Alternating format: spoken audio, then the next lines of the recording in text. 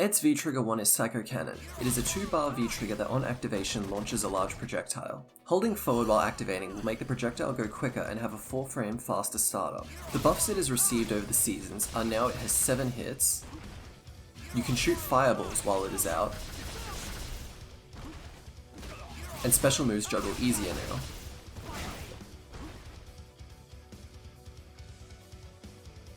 A common use is to extend combos.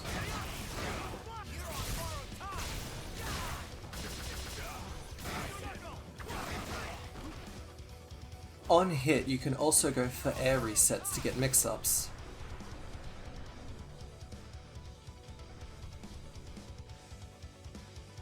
It can also be used to get throws in by protecting Ed while he approaches.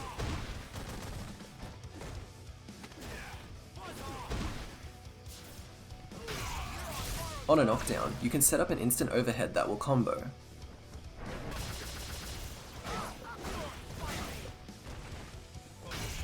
And you can make it a mix-up with meaty lows as well.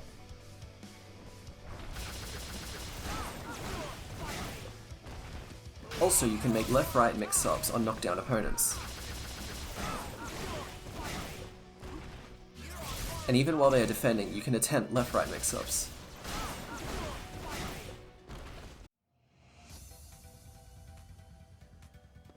It can be cancelled into off of all of Ed's ground normals.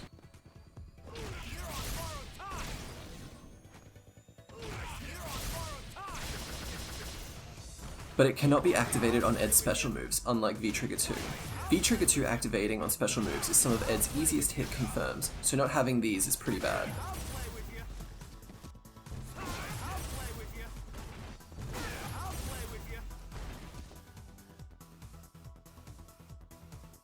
Activating on block, slow V-reversals will stop your pressure before it begins. Fast V-reversals will negate it altogether, and escape V-reversals will need you to be aware to get the punish. Using the fast V-trigger will give you more time to punish escape V-reversals. And if they don't V-reversal, it is able to just be blocked. So you need to dash up to attempt mix-ups, and a throw will usually end your pressure. If they tech correctly, your pressure is over. If you miss your tech, your pressure is over. Also, if you miss your tech, you leave yourself open to being thrown. They can also try to escape the pressure if you dash up with their own backdash, or a forward jump. On activation, many cancels leave a gap that can be counter-hit. If the gap is small, they can still invincible reversal to get out. This season, V-Shift adds another layer to the mix-up. This is because you need to react to the V-Shift break as well. Using the fast V-trigger can make your activation a block string. But this makes it harder to follow up. And you leave yourself more open while trying to catch up. So activating from a distance is usually helpful. But if you aren't far enough away, you can be hit on startup. Fast V-trigger can make this harder, but you still will probably trade at best close up. And now you need to block these big moves that they are using, or anti-air their approach. All of these things you need to react to, but they may also just block. So you have to follow up the V-trigger and react to their option until you are close enough to pressure. One mistimed move can make them just block and you get nothing. Or a fireball invincible move can catch you holding forward. The worst is a missed tech. And if they are jumping, you need to be ready with anti-airs, which is harder if they can change their jump arcs, as well as bait your anti-airs. Using fireballs to lock them down is also bad since they are very reactable and jumpable. In the corner, it is very limited uses since you can't push them out of it to make them guess. If they block crouching, it's a block string. But if they stand after a few hits, the orb will then be able to move and make it not a block string. And if they block it standing, it will stay a block string the whole time. This means that after the first hit, they cannot be crossed up by the orb and don't need to change the block direction if nothing else hits them. Comboing on hit also has a lot of issues, since simple combos will often deal more damage than a long combo. This makes going for fancy combos nearly never worth it unless the combo ends with a mix-up for you.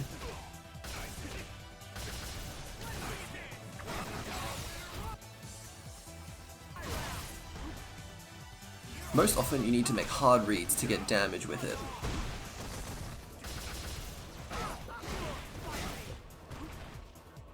Or hope your opponent's willing to take 4 throws.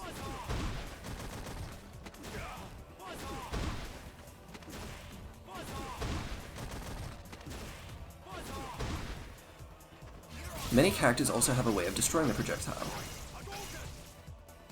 You can prevent this with the fast activation, but they'll be able to react to it and stop their pressure. And now you'll have a hard time capitalizing off the V trigger. You can follow up the V trigger to scare your opponent, but if you accidentally get hit, you lose all pressure. Every character has a way of punishing the move on activation, or by getting around it, or by destroying it. Outside of the examples I've already shown, here are the ways the cast can deal with Ed's V trigger 1. Not all of these are punishes, but things Ed needs to consider when activating.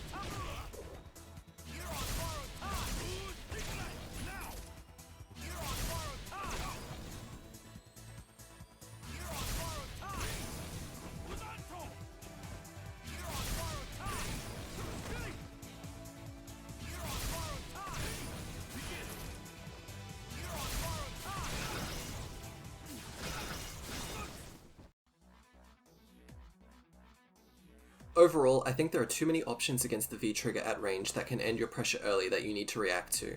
And up close, there are even more things your opponent can do to disrupt your offense. That, and not being able to V-trigger cancel your special moves and relying on your opponent to make incorrect guesses, makes me nearly never pick this V-trigger.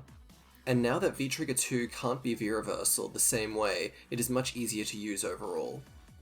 It is preference. Sometimes you can push your opponent with this V-trigger full screen, and they can take massive damage if they take every throw. But getting the perfect hits to use this V-trigger to set up high-low left-right wake-up pressure rarely happens. So against active and aware opponents, you won't be getting these massive hits and mix-ups. But if after all that, you still want to find those perfect hits to get those 50-50 guess for game moments, this is the V-trigger for you. Thank you for watching, I hope you enjoyed.